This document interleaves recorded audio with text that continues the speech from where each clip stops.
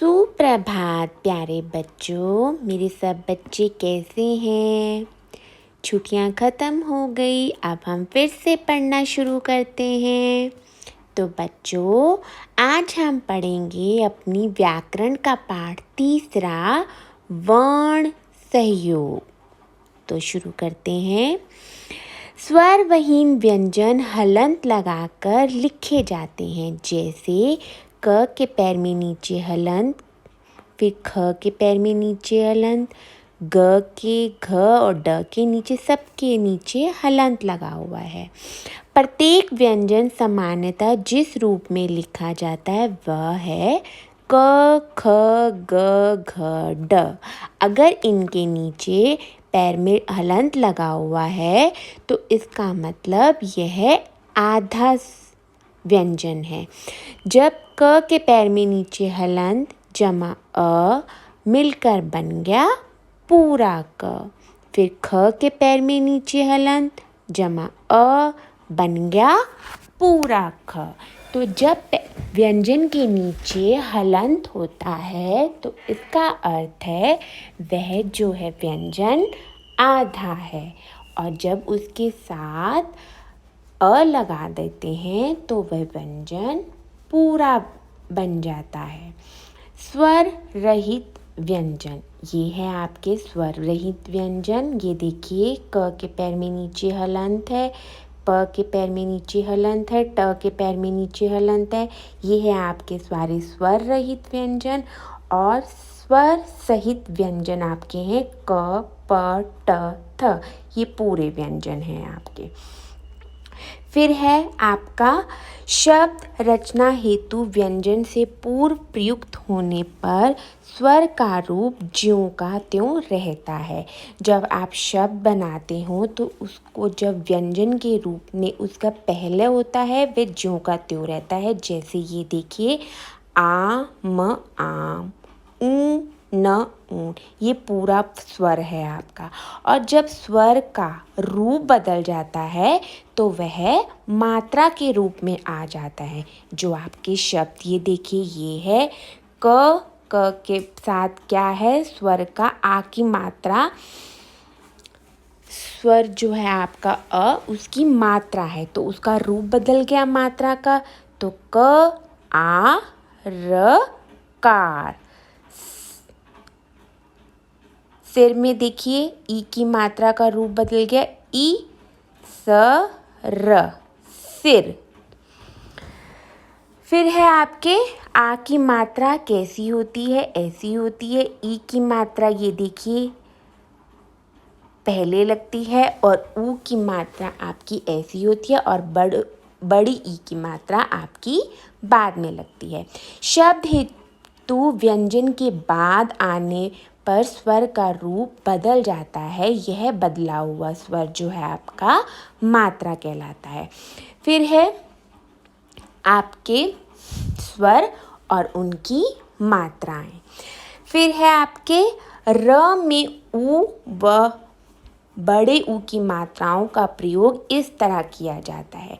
ये देखिए, र में छोटे ऊ की मात्रा ऐसे लगती है, और इसका आपको उदाहरण जैसे है रुक और गुरु। और बड़े ऊ में ऐसे बड़े ऊ की मात्रा मोड़ कर लगाई गई है र पर, और इसका उदाहरण क्या है, रूप और अमरूद। व्यंजन के आगे लगने वाली मात्राएं आ, ई, ओ, और व्यंजन से पहले लगने वाली मात्राएं ई, छोटी ई। व्यंजन के ऊपर लगने वाली मात्रा ए, और व्यंजन के नीचे लगने वाली उ, ये वाली मात्राएं हैं। फिर है वर्ण संयोग। व्यंजन से व्यंजन के परस्पर मेल को संयोग कहते हैं। इनके संयोग में जिस व्यंजन में स्वर नहीं होता उसे आधा लिखा जाता है। जैसे ये देखिए, आपका ये है म आधा च छ र। तो छ के पैर में नीचे हलंत है और पूरा छ है, चच। तो इसका क्या बन गया, मच्छर।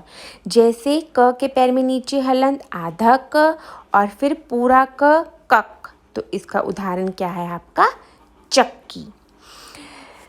तो इस तरह वर्ण संयोगों में प्रत्येक में एक वर्ण आधा और एक वर्ण पूरा लिखा जाता है। यह परस्पर जोड़कर लिखे गए हैं। वर्णों को इस तरह जोड़कर लिखना वर्ण संयोग कहलाता है। फिर है आपका व्यंजनों को आधा करके लिखना। अधिकांश आधे व्यंजनों में अंत में खड़ी रेखा लगी होती है जिसे हम कहते हैं पाई। पाई वाले व्यंजनों को जब अन्य व्यंजनों से मिलाते हैं तब वह पहले व्यंजन की पाई हटा दी जाती है। पाई हटने पर व्यंजन जो है आधे होते हैं। तो खड़ी रेखा जो है उसे हम कहते हैं पाई। जैसे ये देखिए ख है, ख के ये पूरी लाइन है जो इसको हम पाई कहते हैं। अगर इस लाइन को हटा दोगे तो आधा ख ऐसे हो जाएगा। ग के पीछे ये जो लाइन है इसे कहते हैं पाई। इसको हटा दोगे तो आपका बन जाएगा आधा ग ऐसे। फिर है क और फ को आधा लिखते समय इनका प्रयोग कृष्ण आधा क व आधा फ हो जाता है। जैसे इसका है चक्की, मक्खन, रफ्तार, हफ्ता। फिर है जब स्वर के साथ स्वर नहीं होता अर्थात यह स्वर विहीन होता है तो यह अगले वर्ण के ऊपर इस रूप में लिखा जाता है जिसे रैप कहते हैं। तो र के पैर में नीचे हलंत जमा प, तो ये ऊपर प, और इसका क्या आपका उदाहरण हो गया सर्प। जैसे ये है ऊपर र वाला सतर्क, धर्म।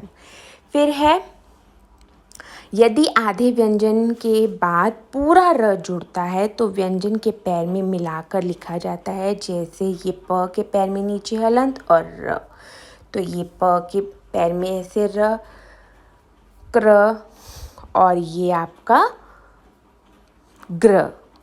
फिर है आपके कुछ उदाहरण ये है ट और ड पे, जिसमें ट पे ट्र र ऐसे लिखा है जिसका उदाहरण है ट्रेन, ड्रम, ट्रक और ड्रेस। तो बच्चों ये था पाठ आपका वर्ण संयोग।